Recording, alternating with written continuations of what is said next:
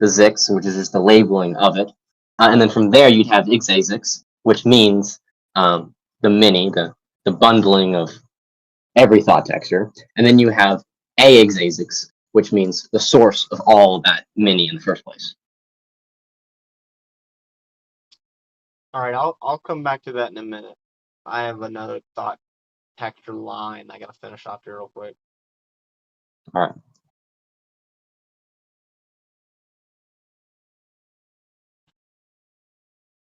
Well, I think because like we would recognize that there's a difference between having a stroke and looking at those bundle of thought textures, not being able to recognize a thing, and then being able to label it and witness it.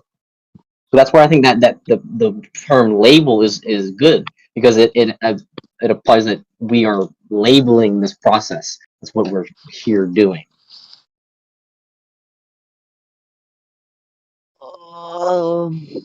Labeling didn't work. Labeling was already scrapped. There was another thing that was before this one, but labeling is far too specific. It's like, let's see. There was some issue, that specific issue beyond specificity that I had with it. I can't remember now. What did you even say? What did you But posit? that's Can't remember. but that is what a Zix is. It's specific. It's something in particular. It's a Pointing out in all of infinity something is what you're trying to focus on something. You're not doing the Xzaayzyx, you're doing the Zix. I'm not sure what you just said. You're saying it was too specific. I'm just wondering what does that mean? Because like to me, Zix is specific. That's the purpose of Zix. Yeah, I'm not on board with your whole specificity being a good thing. I would go the exact opposite route and say specificity for specificity's sake is inherently a bad thing. Just use words to explain it instead of creating a word. The more words, We're talking about two different things. I mean specificity in metaphysics, not the description process. What do you mean? What do you mean by too specific when I talk about the word label? Let me think. It's a specific criticism that I had and that I now can't think of, that I've already posited. Yes, whoever's at my door. Yes. Okay, say what we were just talking about. What am I criticizing? Just say that. What am I criticizing? Why is label Okay, hold on. too specific? Hold on. Let me think about that.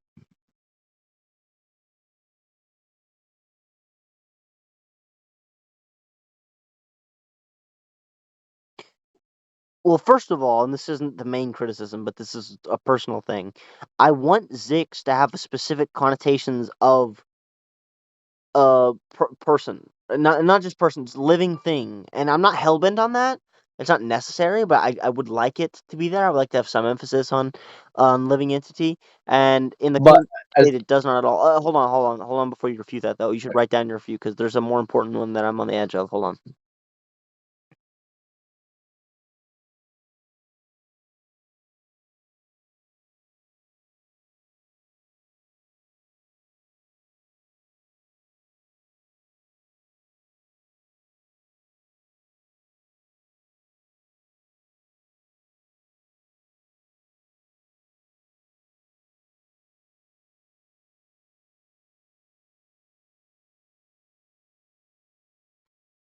Conclusion. Zix is, you are right, it is labels. However, it is not labels. And what I mean by that is, yeah, that's the closest word, but it's not at all what it is, actually. It's not whenever something gets labeled. It's basically whenever something gets experienced by something self-reflective. And at that point, it's like,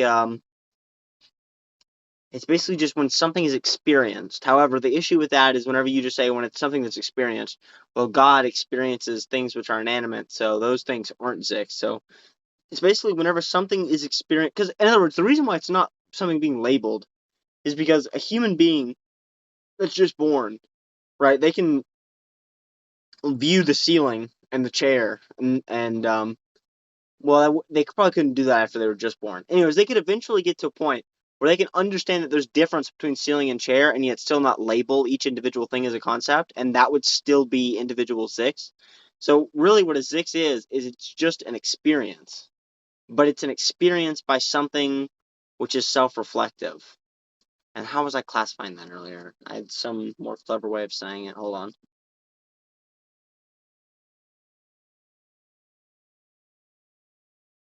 I don't know. You got any thoughts on that? All right. So I did have thoughts. I just want I wrote down some ideas. I want you to think of them. I don't know if they're good. So as far as just different solutions, one of them is that I was thinking about it. And I was like, yes, there needs to be a difference between a so-called inanimate Xzaayzyx and an animate Xzaayzyx, because obviously there's a difference between a being and a non-being. And so I was thinking perhaps it could be as simple as calling the being, the self, Xzaayzyx, and when referring to the node or the thing, or the inanimate Xzaayzyx, you could just call it Zik.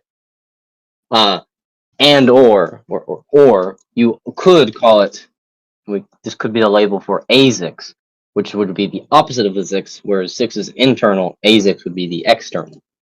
So those are two alternatives for at least labeling the both things, and they would have descriptions for both. What do you think of that?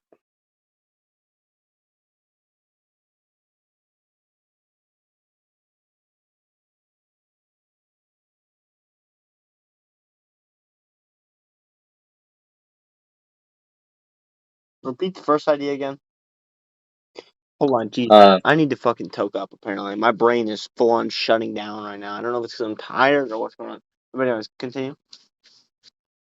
It's the simplest one. It's just Zix means self or being, and Zik means node or thing, where just the inanimate Zix. So they basically mean the same thing. It's just Hold on. I gotta go downstairs and look for something. I'm gonna think about what you just said. What? Okay, here's what I think about that. I think that the Zix dynamic is handled by thought texture and Zix, and that we just need to clearly describe what we mean by what I was saying a minute ago, which is what is the perfect descriptor of what you're calling labeling. Because labeling is the best word that I've been able to come up with so far, but it's not the best word. It isn't. We may need to come up with our own, but that's not the right word for it. It's not whenever something is labeled. I mean, It's whenever something simulates infinity back at it. It's exactly what the first label for it was. so whenever something would you say whenever something has an experience?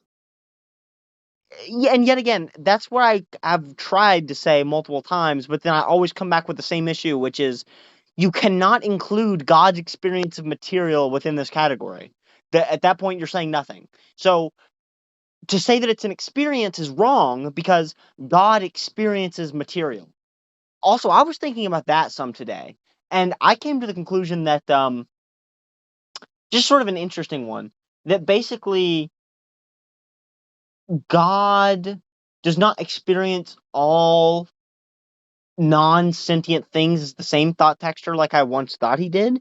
It's more that he would experience every non-sentient thing in our universe as the same thing because it's all made of quantum physics, which is one thing. So if God's thought texture experience of our oven and our microwave are going to be virtually the exact same, because Heather, huh?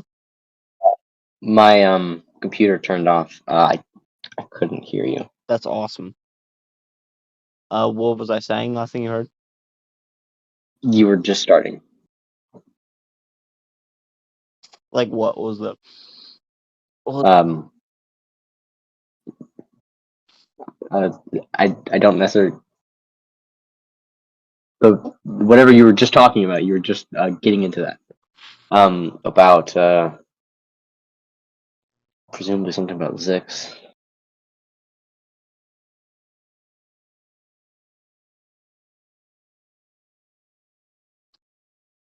Yeah, it was about the material. about non-sentient material. Oh, How I used to think that God would think of all non-sentient material with the same thought texture. There was a monotonous thought texture, which I always thought of as light, purple, and hollow. I don't know why, and I don't think that actually has any accurate bearing over what it does feel like. But that's how I you're always saying it imagined doesn't actually feel purple to God? You really don't think it really does feel purple? something interesting Blasphemy. is that I think that I may have been getting some insight into quantum physics, and perhaps that's what quantum physics feels like to God, is purple, hollow, and Feels light. purple.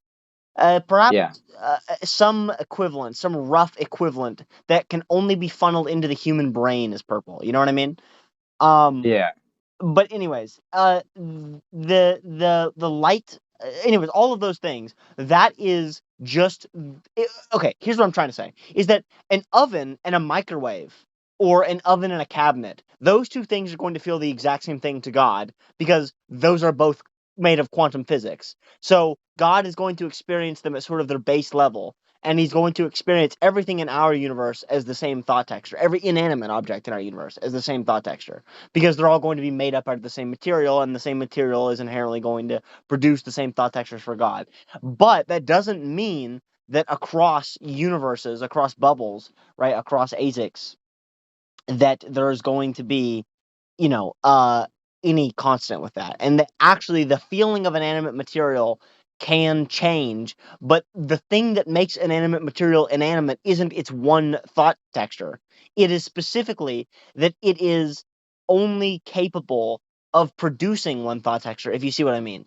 The thing which is important about immaterial objects isn't that there is a thought texture of being immaterial. It is the fact that and I suppose I'm only really capable of thinking about this in terms of mass, and I wonder what the equivalent of this could possibly be across other dimensions. But in one space of mass, this entity is only capable of coming up with one thought texture, right? So, in other words, the difference between inanimate and animate object is just the ability to, within one unit of space, come up with more than one thought texture. That's all a brain is. That's all a mind is. That's all a human being or a sentient